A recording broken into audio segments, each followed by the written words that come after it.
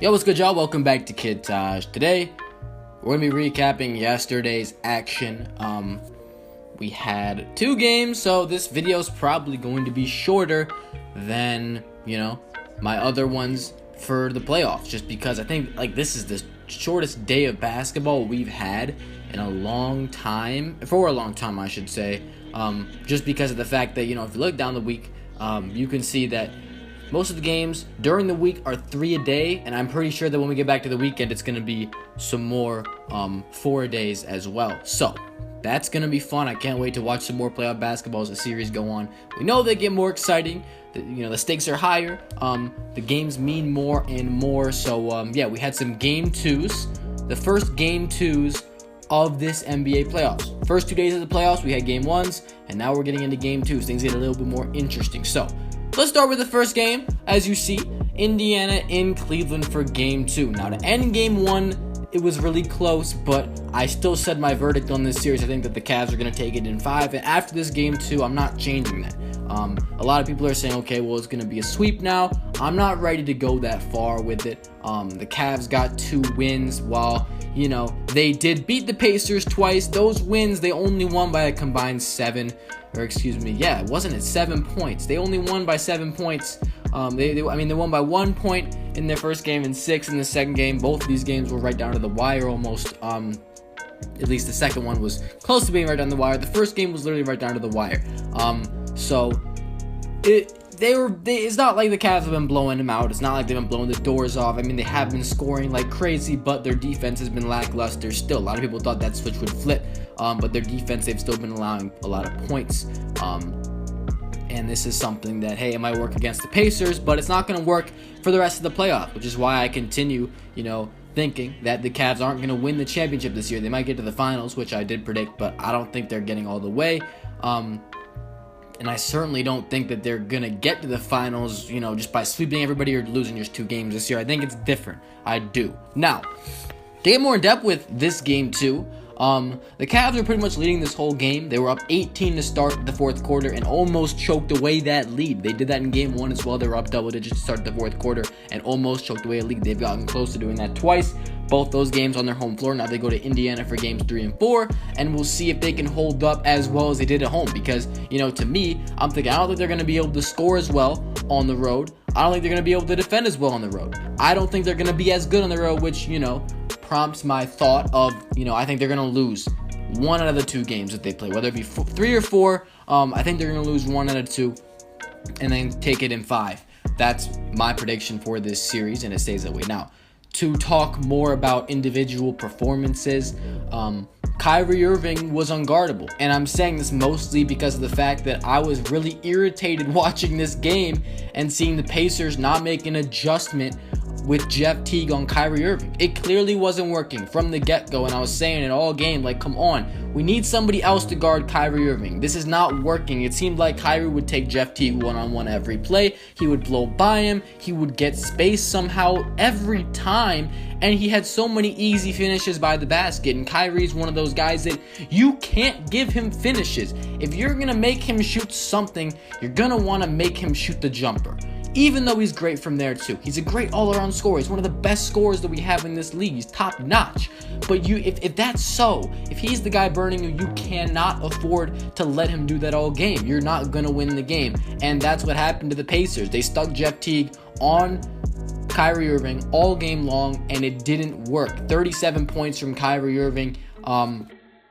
He was a lot more efficient in this game, 14 to 24 from the field. He made 10 shots from inside the arc. He was getting to the basket at will. He was great scoring-wise, and he got a lot of layups because Jeff Teague's defense wasn't there. Now, Jeff Teague on the offensive end, he was great, okay? Jeff Teague really stepped up. I thought that he needed to do that in this game because I didn't see enough from him in game 1, and he definitely showed up on the offensive end, but not the defensive end. And if he's not going to play better defense, they're going to need to switch that matchup ASAP. They're not going to win a game if they put Jeff Teague on Kyrie Irving throughout the game. I don't know how they're going to win. And maybe Paul George has to be insane in one of these games to get that W. But it's just ridiculous that you can stick him on Kyrie and expect him to get stops consistently. It doesn't work. We've seen it. That was my main issue. LeBron James did his thing, 25, 10, 7, 4, and 4. 4 steals and 4 blocks for LBJ. And 8 turnovers, yes, that's a lot of turnovers. But 4 steals and 4 blocks is fantastic. Kevin Love also, he probably had the best game. He might have had the best game out of everybody on Cleveland. He was a plus 17. That was a team high. 27 points, 11 boards. He was 6 of 7 from the floor, 12 of 12 from the free throw line. If you remember that sequence in the third quarter, him and Lance Stevenson were going at it. It got a little crazy in this game with Lance Stevenson. And K-Love 3 for 4 from the three-point line. He was lethal. He was proving why, he can't be left open. He's starting to look a lot like that guy that the Cavs think they traded for a few years ago. The guy that they envisioned then, he's coming to life, and he's better than ever right now. That being said, Lance Stevenson, he wasn't terrible in this game. He had 13 points, 4 assists on 6 of 13, 2 steals, 2 boards. Not bad. I think that Lance is definitely flourishing in this new role. I didn't talk about Paul George yet either. In 42 minutes, he put up 32, 8, and 7. PG-13 is so tough. He was seeing double teams this game too. I mean, they weren't letting him go to work a lot of the time, even though he was being very aggressive. And somehow on 10 of 20, he put in 32 while facing some type of defense, man. He was still able to be dominant in this game, which if Paul George is putting up 32 and you're doubling him, the other guys got to step up. Miles Turner really had an off game this game. You got to get more out of him on the offensive end for next game. But really, I don't think that the offensive end is a concern for this team. I don't think they have anything to do on that end of the floor. They don't have progress to make. They just got to defend. They got to switch. First of all, switch that matchup for Jeff Teague. That wasn't working at all. And try to keep LeBron James out of the paint. Just try to keep the shooters. It was basically this. LeBron was getting anything he wanted in terms of his passing game. He was getting shooters open. Darren Williams, Kevin Love, guys like that. They were knocking down threes like crazy. That's how you're going to beat Cleveland. You got to run them off the three-point line. You must run them off the three-point line, and you got to switch that Jeff Teague on Kyrie Irving matchup. And I think that they can steal the game for sure. Take my advice, Indiana, please. I want to see an interesting series here. I don't like seeing Cleveland just kind of half-ass it throughout the regular season and then be able to show up and act like they're the shit in the playoffs. I don't like that. I want to see a tough series from them in the first round because of that. Anyway, on to the next game. I know I did spend a lot of time talking about that Cleveland game. I'll make it a little quicker with this Spurs game. We had Memphis in San Antonio. Memphis trailing 1-0 in the series so far. And, to start this game, the Spurs got off to a huge start. In fact, they got up 26 points at one point. Yes. And Kawhi Leonard was fantastic in this one again. 37 points, 11 boards. Kawhi Leonard is actually shooting over 71% in the playoffs so far. He was 9 of 14 from the field today after being 11 of 14 from the field in game 1. I shouldn't have said today. Yeah, it was yesterday. And he got the line 19 times, knocked down all 19 of his free throws. And a lot of those free throws were a wee bit controversial. The Grizzlies, so basically what happened in this game was the Spurs got out to the lead early. Tony Parker was knocking down threes, being ultra aggressive in this one. And Kawhi Leonard was, just doing his thing. And they were throwing double teams at Kawhi Leonard. They were trying everything to stop him from scoring. And he still dropped 37. It's crazy to me how great this guy is. I shouldn't get off topic. I'll talk about him later and why I think he's the second best player in the league. Maybe I don't need to talk about that. But, because I said it before. Yeah. The Grizzlies were down 26 points, and somehow they're able to fight back. They're able to scrap and claw and do their thing. They're able to grind it out. Grizzlies type grinding out games, and they did that. And despite a poor performance from Marc Gasol on the offensive end, they got back into this game. Mike Conley dropping 24 points, 8 assists. And it's incredible because they cut the lead down to, I believe it was a 5 at one point. But then at that point, there was a little bit controversial reffing, and I hate to see this. And after the game, David Fizdale had something to say about it.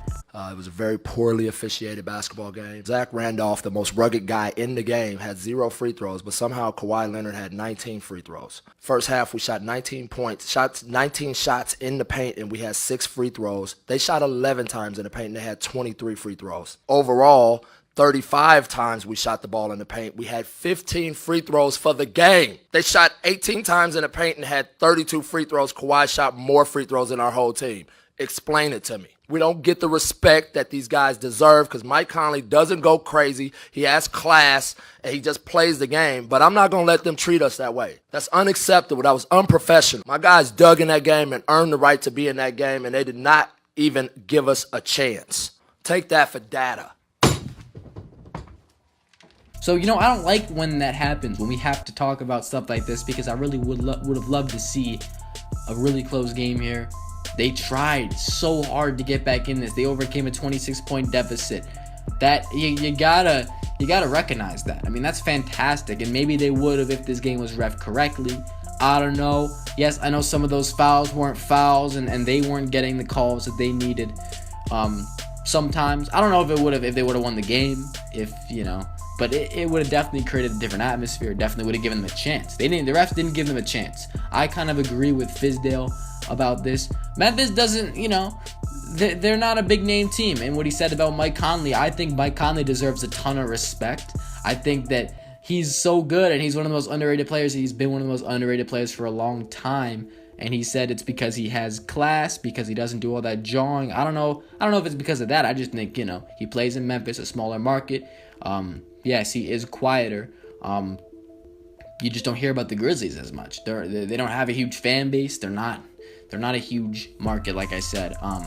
But I think that, look, this probably, I didn't think this was going to be a close series. I said Spurs in 5 to start, and I'm still going to stick with that. I think that these games, so far, playing into my predictions, I'm not changing my shit right now because I think that this is going as I said it would. And let me use this last part to talk about Kawhi Leonard. So basically, Kawhi Leonard with 37 and 11, 9 of 14 from the field, 19 of 19 from the free throw line. I don't know a lot of players that can go out and do something like this while facing the kind of defensive pressure the Spurs are facing from the Memphis Grizzlies. It was incredible because they have guys all over him. He's hitting these tough shots. He's only taking 14. I know that he got all those free throws, but the way he's able to dictate this game, Memphis was throwing everything they had at him.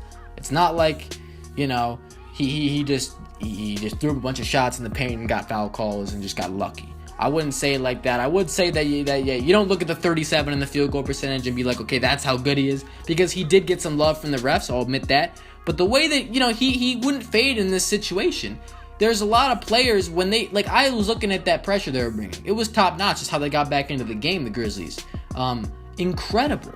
They were bringing it. Full court pressing, trapping, double teaming Kawhi Leonard. They were throwing everything at him. And so you'd expect in that situation, being that they're playing the San Antonio Spurs, I would think that, okay, now the other guys are going to get going. They're leaving the other guys open. But no, the ball got back to Kawhi. He would face this tough defense and still hit these crazy shots.